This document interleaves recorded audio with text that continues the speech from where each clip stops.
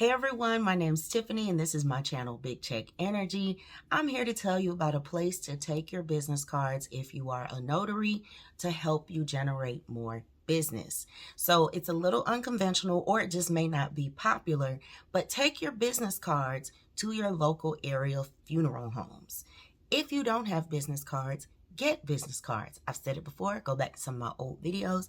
Get business cards. People still use them. Think about it. You go to your mechanic, things like that. They have business cards tacked up, and sometimes you may write down a number or take a picture with your phone. There's still generations that do not go straight to Google to get all of their answers, or they may go there to look for reviews, but they still very much like word of mouth referrals, or when they're out getting other services done, they get business cards. So I love business cards. I do have a whole box, okay? So go to your local funeral homes and leave business cards. Here's why.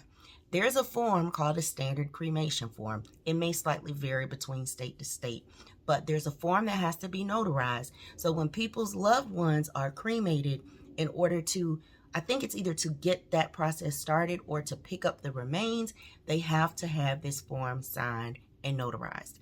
I've done a couple of them. At first I was like, what the heck is this? But it is something that is very common. So I'm telling you now, don't say I never told you anything. Take your business cards to your local funeral homes. I've told you that, okay? If you never thought about it before, let me know. Or if you are actively filling out these forms, let me know in the comments, because I would love to know what your experience was like. Now, I'm going to show you one of the forms. It's for the state of North Carolina. I'm not in the state of North Carolina, but I like to look at different documents on the internet to get an idea of what some of you all come across in your states. So again, I'm in Georgia, but North Carolina, they have this form as well. So let's take a look at it just so you can kind of understand what happens when you go to sign one of these. So here we are looking at the North Carolina Board of Funeral Service Standard Cremation Authorization Form. So this is to authorize the service. Like I said, I think there is also a different type of form that some people have to have done to pick up the remains as well, especially if they're not the person who authorized this, I want to say. I think one of mine was one of those forms, but if you get one, you'll be able to tell what it is once you read it. So it asks a few key pieces of information: the name of the individual for which cremation is being arranged, i.e. the person who passed away, date of birth, time of death, this kind of stuff that would be on the death certificate, right? I want to point out this hospice one because previously I told you all to take business cards to your local nursing homes, hospice centers, things of that nature, because that's where a lot of our aging or sick population goes. They have to do wills, they have to do certain paperwork, healthcare directives that do require notarization. So it asks for lots of other pieces of information.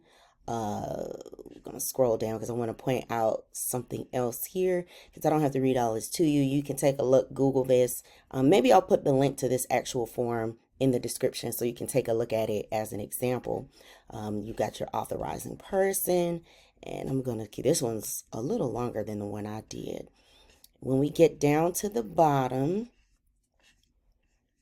when we get there, okay, here we go. Here's the notary section.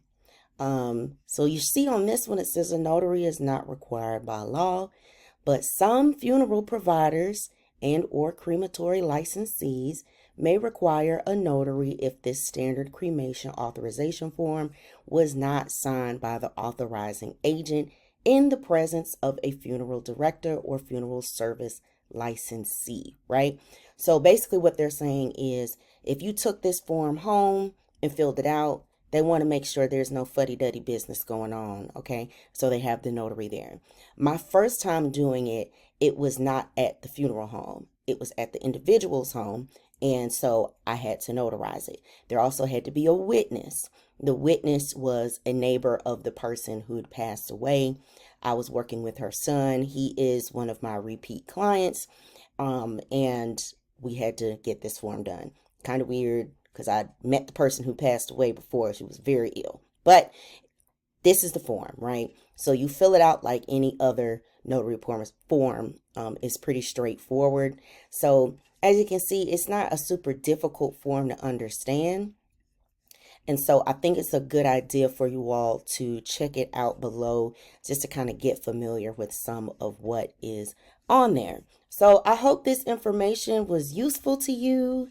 If not, let me know. If there are topics that you want me to touch on or questions that you have, please drop those below in the comments because I want to give you all content that you care about and that's actually helpful for you. So go ahead and let me know your thoughts on this form. If you have questions, drop them below.